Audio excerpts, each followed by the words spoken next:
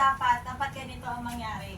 But sinasabi naman po sa Isaiah 55 verse 8, "For my thoughts are not your thoughts, neither your way are not my way, says the Lord." So bakit po natin yung pagpipilitan, yung gusto natin na, kasi si Lord po, hindi siya genie in the bottle. Hindi po siya yung our fairy godmother na mag-wish tayo, ibibigay sa atin. Kasi si Lord, siya po yung mas higit na sa kanino man. So, we don't pray just to, para i-demand, Lord, kailangan ganito. Ikaw tayo magkay-pray, Lord, let your will be done. At saka po, sunod ay praying to anyone other than God. Alam ko naman na we are born again. Hindi na tayo nagpe-pray para hanggat kaysa kanino pa man. Only tayo nagpe-pray kay Lord. Saka po, ang patatlo po, only when we need something. Lord, nung mga panahon na good times, hindi ka nag-pray. But when you need something, oras-oras na lang. Di ba, good times or bad times, may problema o wala, we need to pray. Kasi sinasabi po sa 1 Thessalonians 5:17, maging matyaga kayo sa pananalangin. So, parang lifestyle na dapat po natin ang pag-pray. Saka po, number 4, God can't yung may pagdududa, yung isang pagkakamali ay God cannot answer our prayer. Bakit? Kasi wala tayong faith. Kasi yung sinasabi na pray without ceasing. Kasi po dito po sa Matthew 21 verse 20, at anumang hingin ninyo sa pananalangin ay tanggapin ninyo kung nananalig kayo. Kung wala kayong faith kay Lord, wala tayong faith kay Lord, bakit pa tayo mananalangin na, paano naman di mangyari? So, what's the use of prayer na at the back of our mind, dahil na binamalit natin si Lord na hindi kaya yung ibigay sa atin. Saka po ay our comparison with others. We always thought that others are better than us. But sabi naman po dito sa Psalms 139 verse 13, I praise you for I am fearfully and wonderfully made. So, di ba, ginawa tayo ni Lord, tayo ay may kanya-kanya tayong special, tayo special na ginawa ni Lord. So bakit natin i-compare yung sarili natin kapag tayo nag-pray, mas magaling naman si kapatid, Diyos ng din ni Lord. So yung po ang mga bagay na hindi po dapat, yung po mga bagay na hindi dapat natin isa-isip kapag po tayo ay nag-pray. Yun lang po. Okay. Magandang hapon po sa ating lahat. Sabi dito sa Luke 19. Kilala natin si Zacchaeus? Yes. Sino si Zacchaeus? Tax collector. Tax collector. He entered Jericho and was passing through, and there was a man called by the name of Zacchaeus. He was a chief tax collector. Hindi lang po siya ordinaryong tax collector. Siya ang pinakamataas. Chief tax collector.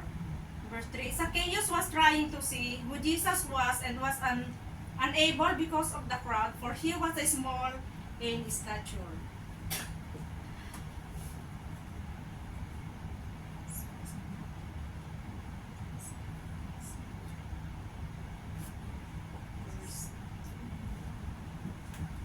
Verse 4. So he ran on ahead and climbed up into a sycamore tree in order to see him, for he was about to pass through the way. When Jesus came to the place, he looked up and said to him, Zacchaeus, hurry up, come down, and for today I must stay at your house. Si Zacchaeus po ay naririnig niya lang na may Jesus. Hindi po niya kilala. Ang gusto lang ni Zacchaeus, makita lang niya kung sino si Jesus. Pero dahil po siya ay maliit, hindi po niya makita, kaya ang ginawa po niya, tumakbo siya ahead of them. Tapos nung nakatakbo na siya, umakyat siya sa puno. Ang gusto lang talaga ni Zacchaeus ay makita niya kung sino ang sinasabing Jesus. Kaya kung minsan ang gusto lang natin, ang gusto ng tao makita lang siya. Pero ang gusto ng Panginoon, makaniig siya. Kasi siya lang ang, nung umakyat na si Zacchaeus sa puno, sabi niya, Zacchaeus, bumaba ka dyan, pupunta ako sa bahay mo.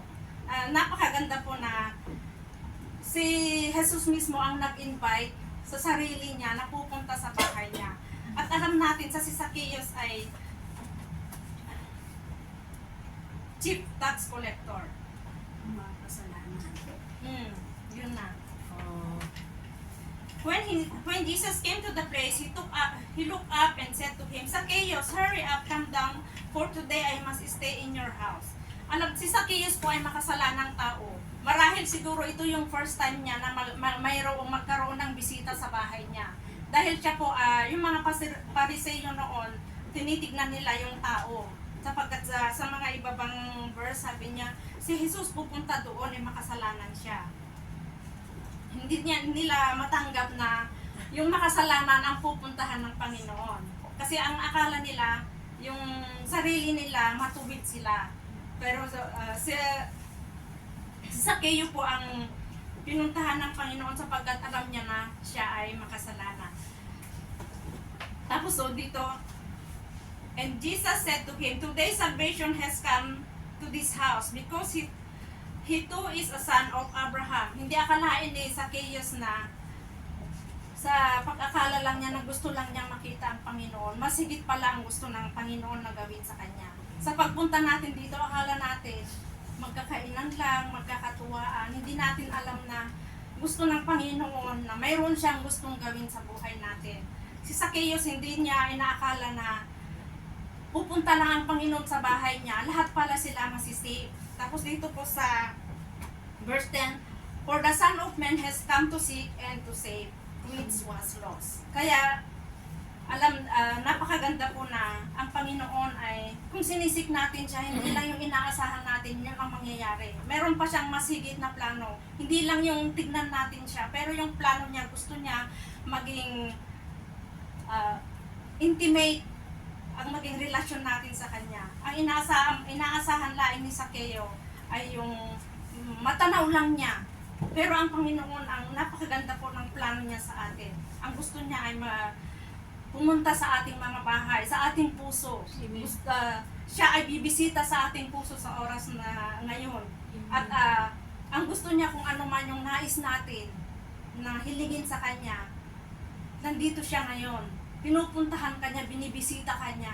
Nais niyang kung ano yung gusto mo sa Kanya na hindi mo lang siya titignan. Ipagkatiwala mo lahat.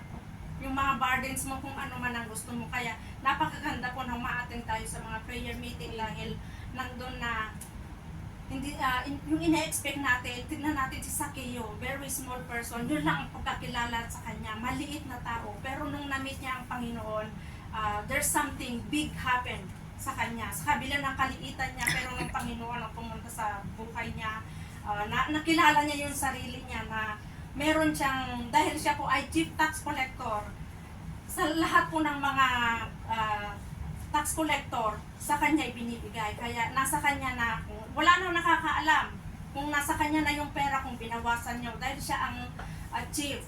Wala na siyang ibang pagbibigyan pa, kundi siya na ang magtatago. Kaya nung na-meet niya ang Panginoon, alam niya, sapagkat sabi niya dito, Panginoon, kung meron man akong kinusit, dinaya, ibabalik ko ng 4 na beses. Kaya, nung binabasa ko po ito, napakaganda po na pag nagbabasa talaga tayo ng salita ng Diyos, ay nakikita natin ang ating sarili. Na, naalala ko kasi nung binabasa ko ito, ganun pala yung tax. Kasi sa amin sa lupain ng tatay ko, ang mayroon lang sa amin, declaration, ownership lang. Tapos nung madam sa amin, yung pumunta kay Evelyn na tubig, sa amin galing. Tapos nung ibigay na yung bayad, ang daming kaltas kasi hinanap nila dahil hindi kami nagbabayad ng buwis. Kaya sabi ko nga, totoo nga, yung tax collector ay napakasalanang tao. Dahil ang laki talaga yung nabawas sa lupa ng tatay ko na maabot ng tubig. Mula nung nasa kanila yon hanggang sa araw na yun na dadaan ng tubig, maglalagay sila ng mini dam. Ang dami nakaltas na pera. Kaya si Zacchaeus, alam na niya sa sarili niya na meron siyang mga disobey. Meron siyang itinatago. Kasi sabi niya sa Panginoon, kung meron man akong dinaya, hindi lang isang beses niya ibigay, kundi maka-4 na beses. Kaya, yun nga po nung na-meet ni Zaccheo ang Panginoon nandun na hindi siya dating Kristiyano. Pero agad-agad, nung ang pagnanasa lang niya, makita lang niya ng Panginoon. Pero nung naging bisita na niya, nandun na naging transparent na yung puso niya. Nakita niya na maliit lang si Zaccheo sa harapan ng Panginoon. Pero nung nabago, naging napakalaking changes sa buhay niya. Yun lang po. Ating lahat. Ako rin magbabahagi ng isang yung prayer. Prayer is a way of communicating God, di ba? So, dito, may bibigay akong tatlong rason kung bakit natin kailangang manampalataya, kailangan nating mag-pray. So, sabi niya dito sa Romans 8:26 to 28 or 27 na lang. Tapos sabi niya dito, gayon din naman, tinutulungan tayo ng Holy Spirit or Espiritu sa ating kahinaan sapagkat hindi tayo marunong manalangin ng nararapat kaya't ang Espiritu ang nananalangin para sa atin. At dumaraing sa paraang hindi natin kayang sambitin ang Diyos na siyang nakakasaliksik sa puso ng tao ay siyang nakakaalam kung ano ang kalooban ng Espiritu sapagkat ang Espiritu ang namamagitan para sa atin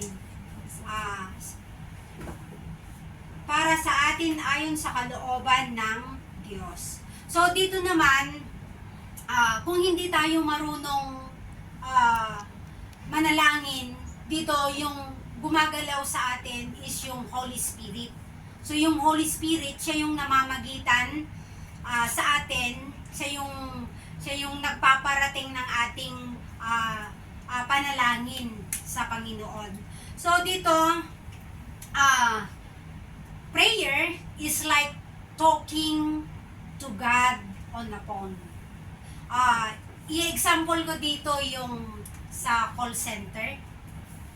Iba pagka tumawag tayo, then yung sasagot is yung operator, di ba?